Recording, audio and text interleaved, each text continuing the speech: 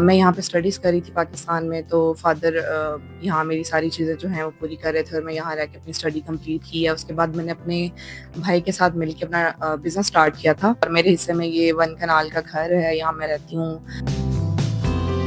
और इसके अलावा मेरे 2 कमर्शियल प्लाज़ाज़ हैं जिनसे मुझे रेंट आ रहा है और उनसे मैं अपना सारा जो है ये निज़ाम चला रही हूँ अल्हम्दुलिल्लाह से। मेरे फ़ादर जो हैं वो तो कह रहे हैं कि आप कनाडा शिफ्ट हो जाएँ मेरे साथ, आप इधर आ जाएँ। लेकिन मैं चाह रही हूँ कि मैं पाकिस्तान में ही शादी करूँ, उसके बाद मैं जो है यहाँ से शिफ्ट हो जाऊँ।